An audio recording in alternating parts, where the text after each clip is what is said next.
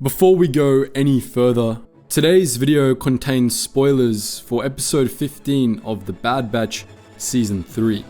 If you haven't had the chance to watch it yet, we recommend heading on over to Disney Plus and doing so before starting the video. But if you're all caught up, or just don't care, let's dive right in.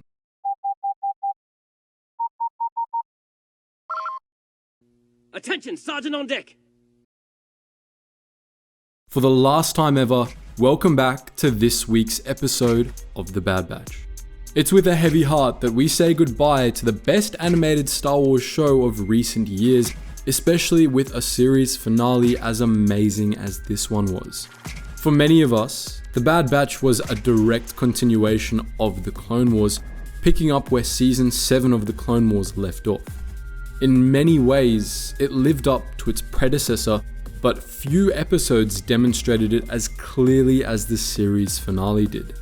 In just under 1 hour, we were drawn into a gritty, dark, urban hellscape of a battlefield the likes many of us haven't seen since Umbara. There's just too much to say about The Bad Batch as a whole. We're going to take our time and put together a retrospective panning over the entire series. But for today, we can only go over the finale and the uncharacteristically brutal depictions of war the writers brought to Disney. In a way, the violence makes sense. The Clone Wars were some of the most brutal conflict the galaxy had seen in millennia, with countless billions lost over the course of the war. Following the collapse of democracy and the rise of the Galactic Empire, the violence didn't simply end, it transformed. Across the galaxy, resistance cells began to form. Some, like the cells on Ryloth, fought for the freedom of their planet. Others, like Senator Chuchi, fought for the rights of those the Empire was oppressing the most. Others, like Rex and the Clone Underground, fought to free those the Empire had falsely imprisoned. And finally, some, like Clone Force 99, fought for their freedom. Freedom from the war none of them had ever had a choice but to fight in. The Bad Batch isn't a show about the Rebel Alliance, but in many ways it sets the stage for what was to come, a galaxy-wide uprising against the Empire. In this lull between the declaration of a new order and the founding of the Alliance to restore the Republic, the galaxy was still in turmoil. Only now, the Empire was in charge and the violence escalated. There have been countless examples of this throughout the show's 3 seasons. In Season 1, we saw the bombardment and the destruction of Camino. In Season 2, we had the forceful occupation of Desix, or the despicable way the Imperial Senate voted to abandon the clones. We saw assassination attempts made on senators and secret laboratory facilities experimenting on people. There was no doubt the show tackled some fairly dark subject matter. It was, after all, always intended as a darker and grittier version of the Clone Wars. But it was also a kids' show airing on Disney Plus.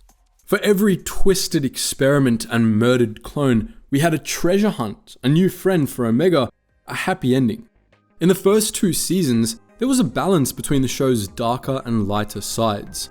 Season 3, however, changed that. The final episode of Season 2 brought us the death of Tech, one of the more beloved characters of the show, a protagonist. We're not ashamed to admit that, up until this very finale, we expected Disney to subvert this decision and bring Tech back. But to our great surprise and pleasure, they didn't. Tech is truly dead, and this matters for many reasons. For starters, it set the tone for the final season. The death of a protagonist is a very unusual choice for a kids show, but a welcome one. The loss of Tech affected every member of the crew, and even all the way to the final episode, his death wasn't forgotten.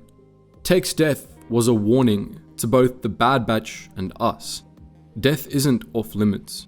Your happy ending isn't guaranteed. And the Bad Batch took that warning to heart. The final season is dark, moody, and marked by the intense desire to get everyone out alive. That's all they've been trying to do, because suddenly, they realize even that might be too much. They can't fight the Empire.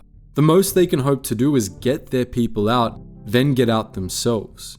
This shift in tone is marked by the ever-increasing violence in the season. from the annihilation of Rex's team to the brutal invasion of Pabu. However, little could have prepared us for the escalation of violence in the final episode and how the writers just didn't hold back. For the first time in a long time, we got to see a real battlefield. When Clone Force 99 infiltrates Tantus, it's not just another mission. This is the team's Hail Mary. One single shot to free Omega and their clone brothers, and if they fail, they don't get another shot. Everyone's life is on the line, and there's no guarantee any of them will make it out alive. The team even argues about this when Crosshair offers to sacrifice himself, much like Tech had. In truth, this reference broke our hearts in the moment, but looking back, it fits into the theme we've been discussing. With death so prominently on the list of their potential futures, no one gets left behind. From there, it only goes downhill.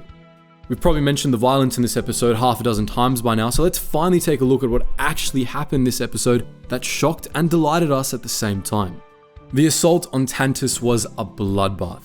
The violence began with the liberation of the Zillo Beast, which proceeded to murder many stormtroopers on screen. But that wasn't too bad. The Zillo Beast is menacing and terrifying, but it was just a tortured animal after all. What's more shocking are the depictions of death we see in a very short amount of time. Many stormtroopers and shadow operatives are impaled.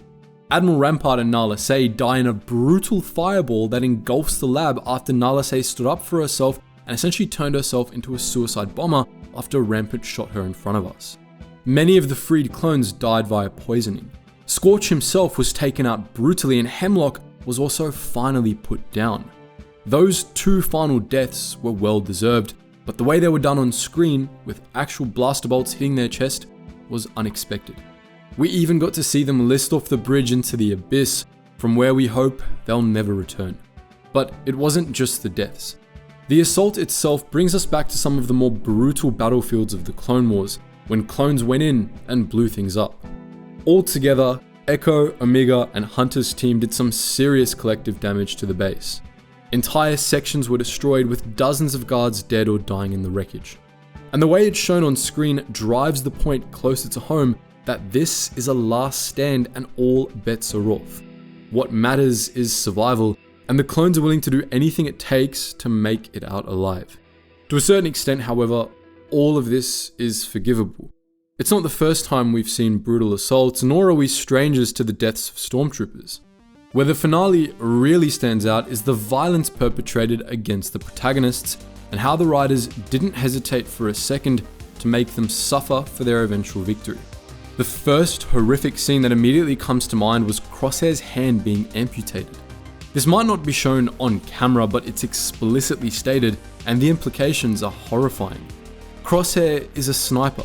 He had already been having serious trouble functioning with his weakened hand, but now without it entirely, is unable to continue fighting. Losing a limb is a horrifying reality, and one we don't ever truly expect a protagonist to go through. It's very permanent, and we've all become accustomed to heroes never suffering permanent damage like amputation or death. Following that, Hunter, Crosshair, and Wrecker are straight up captured and tortured on screen. We've seen this done before, of course, but it's still shocking. Not only that, but Hemlock stands by and torments them verbally while he does it. This isn't helped by the fact that we've been shown what he's trying to do to them. Earlier in the episode, he called up his shadow operatives who were kept in tanks in the floor. If Hemlock's torture was successful, the future of the three clones would be extremely bleak. Of course, they managed to escape, but then have to come face to face with Hemlock taking Omega hostage. Now, Omega has been taken captive before, but never like this. Backed into a corner, Hemlock cuffs them together, puts a blaster to her head, and stands by the edge, threatening to take her with him if he goes down. This is a fairly standard hostage situation, but never before have we seen that sort of violence turned upon a literal child. In the end, they managed to overcome all the challenges before them and escape, but not without paying the price. But that brings us to one of the ultimate lessons the Bad Batch wants to teach us. With Omega and the other clones freed, Tantus destroyed, Hemlock dead, and all details of Project Necromancer lost, our heroes can finally rest. And this time, it's for good. For the better part of a decade, Clone Force 99 fought battle after battle in a war they never chose to be part of, first against the Separatists, then against an empire that refused to let them live in peace. As early as in Season 1, we were told their ultimate goal was simply to step away and have a life for themselves. Through 3 seasons of fighting against the machine of the Empire, they earned their happy ending, and it wasn't easy. Now, finally, they're allowed to retire. Along the way, they had to make many sacrifices. Tech's life, Crosshair's hand, Omega's innocence. The lives of countless people, clones, and civilians alike. But in the end, they won. In the end, they're allowed to step away and live out the rest of their lives on Pabu, being whatever they want to be. For the first time, they get a choice. Which brings us to our final point for this video. We already said that The Bad Batch isn't a show directly tied to the rebellion, but in reality, that isn't quite true. Throughout the series, we see many aspects of the rebellion already in play. From Senator Chuchi's actions to people like Harris and Jula, who would one day work in the rebellion. But this isn't what truly makes The Bad Batch a rebel show. It's the emphasis on the freedom of choice. Much like Andor, what The Bad Batch did masterfully was underline what true oppression looks like. What Clone Force 99 had been fighting for from the start was their freedom to self-govern their lives. The freedom to choose who they would be and what life they would lead. Through 3 seasons, we followed along as they fought tooth and nail for the right to determine their own destinies, and at first, we won't lie, we'd hoped they'd choose to fight for the rebellion. But in the end, we admit we were wrong. Clone Force 99 more than earned their right to retire, and there is no shame in stepping away from a conflict to protect your family. Any choice, made freely, is valid. Which is why, when an adult Omega chooses to go fight for the rebellion, Hunter doesn't stop her.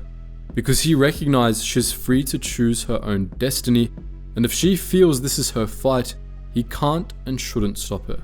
Like them, Omega is free to choose, and what she chooses is to stand and fight for others to have the same privileges she did. She chooses to stand and fight against the Empire so that the galaxy can once again be free of its oppression.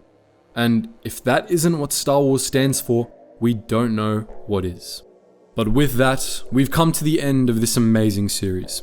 If we're honest, the epilogue actually made us emotional. It was a masterful close to the series, a perfect nod toward every rebel out there fighting the good fight against tyranny.